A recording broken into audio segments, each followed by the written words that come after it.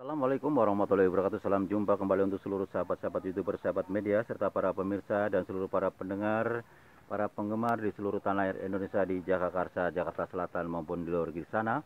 Semoga senantiasa kita tetap dalam lindungan Allah Subhanahu wa taala. Kembali kepada saya pribadi, Bung Jepri selaku pemandu pembawa acara Radio RAS yang ada di channel AS Sada mengudara kembali untuk Anda dalam acara tanya jawab seputar dunia lain edisi religi. Kebetulan ini menyangkut tentang pertanyaan dari salah satu saudara Adi di Kota Bogor. Beliau menuturkan bahwasanya pernah menyimak tentang masalah pengobatan kedokteran cara Nabi. Jadi beliau bertanya tentang kelanjutan ya. Memang beberapa minggu yang lalu sudah pernah saya tayangkan. Terima kasih saudara Adi yang ada di Kota Bogor telah menyimak tentang pengobatan kedokteran cara Nabi. Memang kelanjutannya masih banyak sekali ya, karena ini banyak yang bertanya tentang masalah hadis, jadi saya lebih fokus ke situ. Kalau memang ternyata seperti kayak sekarang ini belum ada yang bertanya menyinggung tentang hadis, saya akan kembalikan ke semula, yaitu tentang pengobatan cara kedokteran Nabi. Ini ada kelanjutannya, ada kaitannya ya. Kembali kepada saudara Adi, terima kasih atas bergabungnya Anda bersama Radio RS yang ada di channel Sadam. Dan semoga Anda bersama keluarga dan sahabat-sahabatku di mana saya berada tetap dalam lindungan Allah Subhanahu wa taala. Ini kita buat menambah wawasan pengetahuan buat kita semua ya tentang masalah riwayat Nabi, cara pengobatan dan mengendalikan tentang masalah hubungan dengan kesehatan ya. Jadi puasa dan kesehatan kelanjutannya ya. Allah berfirman dalam Quran tentang diwajibkannya berpuasa kepada orang-orang yang beriman. Firman itu menyatakan artinya, hai orang-orang yang beriman telah diwajibkan kepadamu untuk berpuasa sebagaimana yang beriman telah diwajibkan kepadamu untuk berpuasa sebagaimana yang diwajibkan atas orang-orang yang belum kamu agar kamu bertakwa. Taat kepada perintah Allah. Al-Baqarah 183. Kewajiban berpuasa Ramadan selama sebulan itu ternyata membawa pengaruh kesehatan kepada mereka yang melakukannya.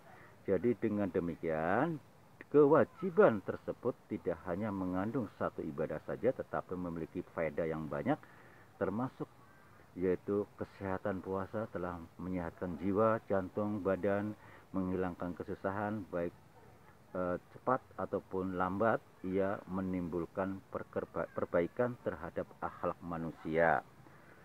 Saudara-saudaraku yang dimuliakan Allah Subhanahu wa taala. Nabi bersabda, laula an asyqa ala ummati la amartuhum bisiwak inda kulli salat.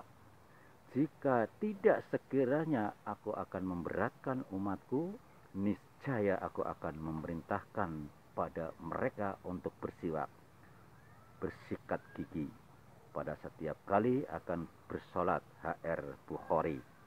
Manfaat siwak sesuai dengan anjuran Nabi, yaitu siwak dapat menghilangkan kotoran gigi dan menjernihkannya, dan menguatkan urat gigi, menimbulkan bau yang baik, mengenakan perasaan yang menyehatkan perut. Ya, bersiwak telah disunahkan, yaitu berpuasa karena bersiwak telah menyunahkan atau mensunahkan bagi orang yang berpuasa maupun berbuka, karena dapat menyehatkan mulut dan akan mendapatkan kecintaan Allah. Kita menginjak selanjutnya yaitu ke-9, yaitu sholat dan kesehatan. Allah berfirman, wasta'inu bis sabri wassalah wa innaha lakabiratun illa 'alal khasi'in. Jadikanlah sholat dan sabar sebagai penolongmu, dan sesungguhnya yang demikian itu berat sekali kecuali orang-orang yang merendahkan diri kepada Allah. Al-Baqarah 45. Sholat yang diwajibkan kepada kaum muslimin sebanyak 5 waktu dalam sehari semalam itu ternyata membawa kebaikan dan kesehatan bagi mereka yang mengerjakannya. Sholat dapat diharapkan menyembuhkan penyakit rohani maupun jasmani ya, tetapi tergantung kepada nilai sholatnya. Sholat juga telah dapat mendatangkan rezeki, menjaga kesehatan, jiwa dan menghilangkan kemaslahatan atau kemasalahan, kemalasan. Sehat sholat telah dapat menggiatkan anggota tubuh untuk bekerja lebih giat, melampangkan dada dari susah, mendatangkan kenikmatan, menolak bencana, menjauhkan diri dari setan, dan mendekatkan diri kepada Allah Subhanahu wa Ta'ala. Selanjutnya, jika pada manusia umumnya telah banyak dikenakan bencana, penyakit, dan kesusahan, dan maka terhadap mereka yang bersolat kemungkinan hal itu bisa terjadi, tetapi sifatnya lebih ringan dan berakhir dengan keselamatan karena adanya pertolongan Allah Subhanahu wa Ta'ala. Salat adalah sebagai penghubung antara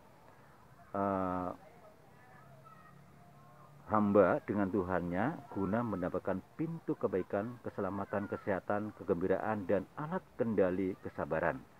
Adapun gunanya sabar yaitu sebagai penolak penyakit rohani dan jasmani serta akan mendapatkan kecintaan daripada Allah Subhanahu wa Ta'ala. Dan pengaruh salat dapat menolak kejahatan dunia maupun siksaan di akhirat. Kita menginjak ke-10 tentang masalah tidur Nabi ya. Dalam hadis disebutkan dari Aisyah bahwa Rasulullah SAW telah selesai bersolat sunnah fajar 2 rakaat, lalu beliau tidur terbaring atas rukunya yang sebelah kanan. HR Bukhari. Nabi tidur di sebelah kanan agar tidurnya tidak lama, sebab pada waktu itu beliau sedang menunggu iqomah, dan pada umumnya Nabi telah tidur pada permulaan malam, sedangkan bangunnya setelah lewat pertengahan malam. Beliau setelah itu menggosok gigi, berwudu, dan bersolat, termasuk diantaranya sholat sunnah tahajud. Kesehatan dan kekuatan yang lebih tepat mirip olahraga tetap baginya, tetapi mendapatkan ganjaran karena tujuannya adalah untuk beribadah kepada Allah. Nabi tidurnya tidaklah berlebihan, dengan sikap tidurnya yang pada sisi lambung sebelah kanan, tidur sambil berzikir hingga tidur nyenyak. Nabi ketika tidur tidak dapat dalam keadaan perut yang kenyang, tidak menggunakan kasur tebal yang dilengkapi dengan bantal, dan kadang-kadang tangannya diletakkan di bawah pipinya. Sedangkan tidur telah diakui manfaatnya oleh para ahli kesehatan, tetapi tidur siang dinyatakan kurang baik dalam segi kesehatan, kecuali bagi mereka yang sakit dan benar-benar memerlukan ya, atau pada tengah hari pada musim panas di negeri panas. Sedangkan tidur yang dinyatakan jelek yaitu pada permulaan siang dan ketika matahari akan terbenam. Kita melanjutkan, masih ada waktu sedikit ya, hubungan masalah seksual. Sabda Nabi, Habbiba ilayya min dunya kumun nisa'u watib.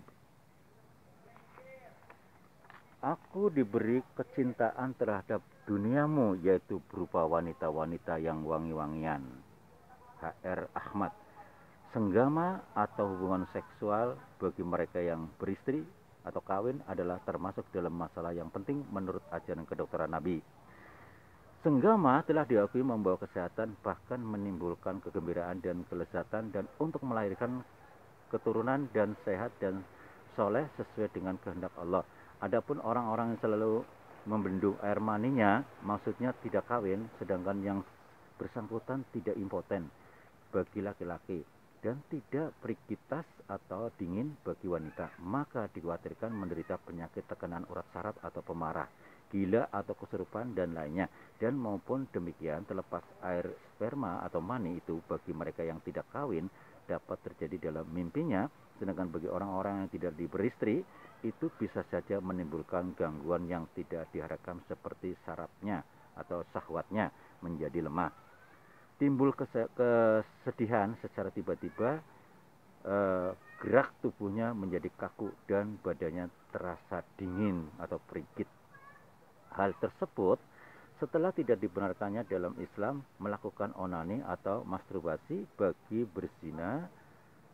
Orang yang tidak beristri telah ditetapkan oleh syariat untuk memalingkan pandangannya dari wanita-wanita agar tidak terjun dalam pergaulan yang amoral. dan terlebih-lebih lagi bagi mereka yang beristri. Karena itulah perkawinan termasuk dalam anjuran Islam karena akan memberikan manfaat untuk dunia